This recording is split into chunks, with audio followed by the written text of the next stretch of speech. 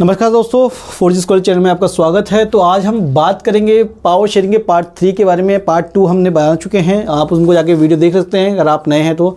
So why power sharing is a desirable, ये part 3 है। इसमें इसके 2 पार्ट ऑलरेडी बन चुके हैं, आप जाकर पहले उनको देख सकते हैं अगर आप नए हैं स्टूडेंट हो तो, अगर नए जुड़े हैं मेरे साथ तो। अब ये टॉपिक जो है कई बार 3 मार्क्स में आ सकता है या 2 मार्क्स में आ सकता है, लॉन्ग में नहीं आएगा ये, या तो 3 मार्क्स में आएगा। तो यहाँ पे क्या लिखा है, why power sharing is desirable, यानी आपका टॉपिक भी यही है, why power sharing is desirable. ये आपसे पूछ भी रहा है why power sharing is desirable, यानी पावर शेयरिंग इंपॉर्टेंट क्यों है डेमोक्रेसी में। मैंने आपको बताया था फर्स्ट वाले पार्ट में, डेमोक्रेसी एक बहुत बड़ा कॉन्सेप्ट है, एक आइडियोलॉजी है। डेमोक्रेसी में अगर वो सब चीज़ें फॉलो होती हैं तो उसे डेमोक्रेसी माना जाएगा। फॉर एग्जाम्पल डेमोक्रेसी में 9th में आपने वो सब चीज़ पढ़ ली है कि डेमोक्रेसी में क्या क्या चीज़ें आती है। अगर समझने की कोशिश करिएगा डेमोक्रेसी में क्या क्या आता है। डेमोक्रेसी में पहला पार्ट ये आता है कि वहाँ पे इलेक्शंस होनी चाहिए, रेगुलर इलेक्शंस होनी चाहिए, लोगों को राइट्स मिले, लोगों को इक्वल राइट्स मिले, ठीक है। यहाँ पे बैलेंस ऑफ पावर होनी चाहिए, एग्जीक्यूटिव, लेजिस्लेचर, जुडिशरी का पावर होनी चाहिए, ठीक है। इनके पास अलग अलग कह सकते हो कि यहाँ पे एक इंडिपेंडेंट जुडिशरी होनी चाहिए। तो ये सारा पार्ट जो है वो डेमोक्रेसी के अंदर में आता है। हमारे राइट टू वोट होना चाहिए, इसके अलावा हमारे पास कुछ फंडामेंटल राइट्स हैं, ये सब भी डेमोक्रेसी का पार्ट है। ये सब आपने 9th में पढ़ लिया। तो यहाँ कह रहा है कि भाई डेमोक्रेसी में और क्या डिज़ायरेबल हो सकती है 10th क्लास के अकॉर्डिंग। तो कह रहा है कि भाई पावर शेयरिंग में जो है why power sharing is desirable, क्यों डेमोक्रेसी में ये बहुत इंपॉर्टेंट है। पहला क्यों इंपॉर्टेंट है कि पावर शेयरिंग जब होगा कोई, क्योंकि तो वहाँ पे क्या होगा कि हर ग्रुप्स के लोग रहते हैं हर देश में। अगर पावर शेयरिंग सिर्फ एक कम्युनिटी के पास में है, सारी पावर एक कम्युनिटी के पास है, एक ग्रुप के पास है, एक धर्म के पास है, तो वहाँ पे दूसरा जो धर्म है अपने आप को इनसिक्योर यानी फील करेगा, वो अपने आप वो डरेगा, वो थोड़ा सहमेगा। क्यों? क्योंकि उसको लगेगा भाई सारी पावर तो उनके पास है, वो एक खुल करके अपने विचार, अपने जो प्रोडक्टिविटी है, जो भी उसका ग्रोथ है वो रुक जाएगा। क्योंकि सरकार हो सकता है कि पावर से जिस मेजोरिटी के बेस पे चुन के आ रही है वो उसी मेजोरिटी का साथ देगी। फॉर एग्जाम्पल श्रीलंका में सिन्हालास को ही प्रेफरेंस कर रही थी, क्योंकि वो 74% थे और उन्हीं के बेस पे सरकार बन जाती थी। सरकार एक कमेटी जो है मेजोरिटी के बेस पे, यानी जैसे फॉर एग्जांपल अगर वहाँ पे ज़्यादा लोग हैं तो उन्हीं ज़्यादा वो अपने लोगों को ही वोट देंगे और वो लोग आ जाते थे। तो माइनॉरिटी को, जिनकी संख्या बहुत कम होती है, उनको कोई पावर नहीं दी गई थी।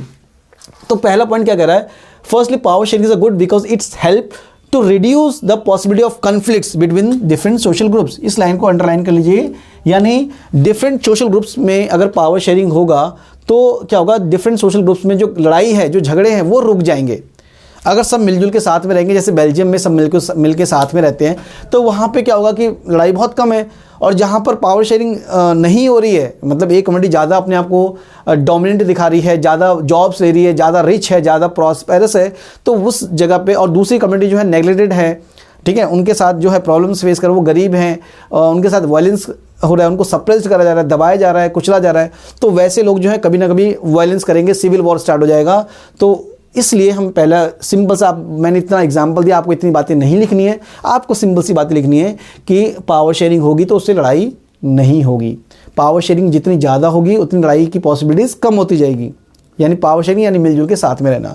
दूसरा पॉइंट क्या कह रहा है, पावर जो शेयरिंग है वो डेमोक्रेसी की आत्मा है, मतलब the spirit of democracy. The power sharing is a very spirit of democracy, यानी अगर पावर शेयरिंग नहीं होगी तो वो डेमोक्रेसी तो ख़त्म हो ही जाएगा। लेकिन ये सबसे ज़्यादा इंपॉर्टेंट है, जैसे हमने देखा कि डेमोक्रेसी में राइट्स इंपॉर्टेंट होते हैं, फंडामेंटल राइट्स और भी ज़्यादा इंपॉर्टेंट होते हैं, ठीक है। इसके अलावा जो है वहाँ पे इलेक्शंस बहुत ज़्यादा इंपॉर्टेंट होते हैं, राइट टू वोट और भी ज़्यादा इंपॉर्टेंट होते हैं। लेकिन उसमें से कह रहा है कि भाई पावर शेयरिंग जो है वो बहुत ज़्यादा इंपॉर्टेंट है। क्यों? क्योंकि वो स्पिरिट है, यानी उसकी आत्मा है। अगर पावर शेयरिंग निकल जाए तो डेमोक्रेसी ख़त्म। हालांकि डेमोक्रेसी में कुछ भी, मतलब कुछ भी, अगर यहाँ पे फ्रीडम भी निकाल दो डेमोक्रेसी में तो डेमोक्रेसी खतरे में आ जाती है, ठीक है। डेमोक्रेसी में इक्वालिटी निकाल दो तो ख़त्म है, ठीक है। डेमोक्रेसी में अगर इलेक्शंस निकाल दो तो ख़त्म है। तो डेमोक्रेसी में बहुत सारी चीज़ें आती है, लेकिन अगर इसमें पावर शेयरिंग भी अगर नहीं दी जा रही है तो वो तो ख़त्म ही है। डेमोक्रेसी का कोई मतलब नहीं रह जाता। इसका मतलब ये है, ख़त्म होने का मतलब है कि डेमोक्रेसी का कोई मतलब नहीं रह जाएगा अगर वहाँ पे पावर शेयरिंग नहीं हो रही है तो, ठीक है। सो यहाँ पे ये लिखा है।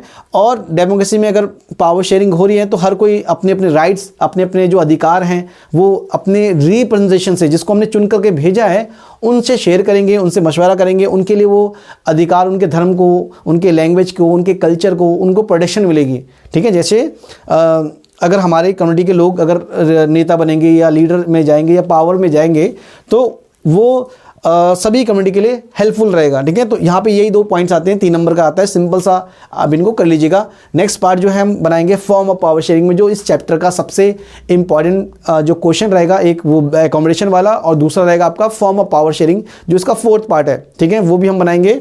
तो फिलहाल ये आपने समझ लिया होगा why power sharing is a desirable. Thank you.